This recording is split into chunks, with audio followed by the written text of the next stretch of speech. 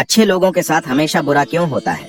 गीता में श्री कृष्ण ने दिया है अर्जुन को इसका जवाब।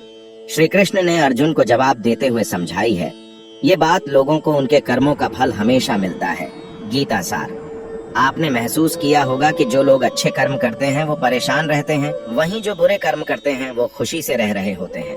अच्छे कर्म करने वाले परेशान होते हैं कि आखिर उन्हें इतनी परीक्षा क्यों देनी पड़ रही है, जबकि जो अधर्म की राह में हैं वो खुश हैं और जिंदगी का लुत्फ उठा रहे हैं। अगर आपके मन में भी ये सवाल आया है तो आज हम आपको इसका जवाब देंगे। ये जवाब वो है जो भगवत गीता में लिखा है और श्री कृष्ण ने अर्जुन को दिया था।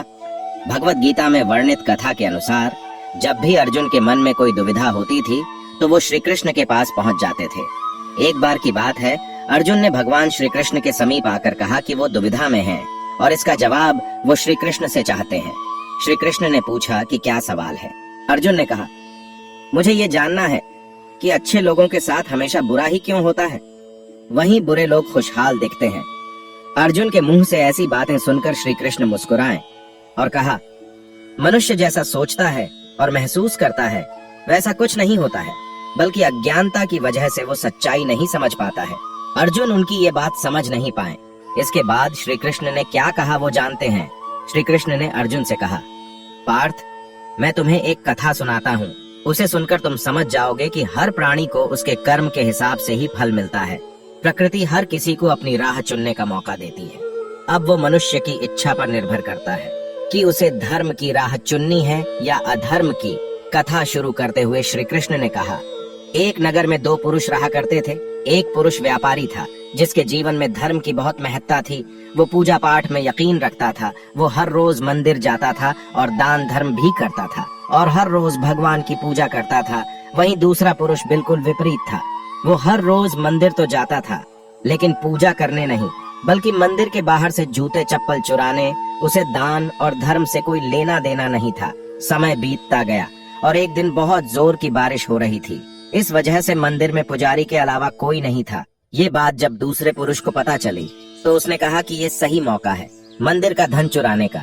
पंडित से नजर बचाकर उसने मंदिर का सारा धन चुरा लिया। उसी समय धर्म कर्म में विश्वास रखने वाला व्यक्ति भी मंदिर पहुंचा। दुर्भाग्य से मंदिर के पुजारी ने उसे ही चोर समझ लिया और चिल्लाने लगे। वहां लोग एकत्र हो गए और उसे बहुत मारा।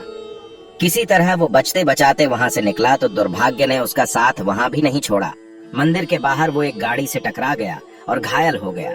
फिर वो व्यापारी लंगड़ाते हुए घर जाने लगा तो रास्ते में उसकी मुलाकात उस पुरुष से हुई जिसने मंदिर से धन चुराया था। उसने कहा, आज तो मेरी किस्मत चमक गई, एक साथ इतना सारा धन मिल गया। ये सब देखकर उसे बहुत बुरा लगा और उसने अपने घर से भगवान की सारी तस्वीरें निकाल दी। कुछ सालों बाद दोनों पुरुषों की मृत्यु हो गई। मरने के बाद जब दोनों यमराज की सभा में पहुंचे और भले पुरुष ने दूसरे व्यक्ति को देखा तो उसे बहुत गुस्सा आया। उसने क्रोधित होकर यमराज से पूछ ही लिया, मैं तो हमेशा अच्छे कर्म करता था, दान में विश्वास रखता था, उसके बदले जीवन भर मुझे अपमान और दर्द ही मिला और इस व्यक्ति को नोटों से भरी पोटली, आखिर ऐसा भेदभाव क्यों? इस पर यमराज ने कहा, पुत्र, तुम गलत समझ रहे हो। जिस दिन तुम्हारी गाड़ी से टक्कर हुई थी वो दिन तुम्हारे जीवन का आखिरी दिन था, परंतु तुम्हारे अच्छे कर्मों की वजह से तुम्हारी मौत सिर्फ एक छोटी से चोट में बदल गई। तुम इस दुष्ट व्यक्ति के बारे में जानना चाहते हो। दरअसल इसके भाग्य में राजयोग था, मगर इसके कुकर्मों और अधर्म की वजह से वो सिर्फ एक छोटी सी धन की पोटली में बदल गया। कथा सुनाने के बाद श्री कृष्ण अर्जुन से कहते हैं, पार्थ, क्या अब तुम्हें तुम्हारे सवाल का जवाब मिल गया? ऐसा सोचना कि भगवान तुम्हारे कर्मों को नजरअंदाज कर रहे हैं, ये बिल्कुल भी सत्य नहीं है।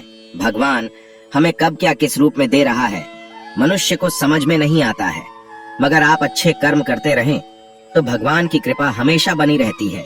इसलिए अपने अच्छे कर्मों को बदलना नहीं चाहिए, क्योंकि उसका फल हमें इसी जीवन में मिलता है।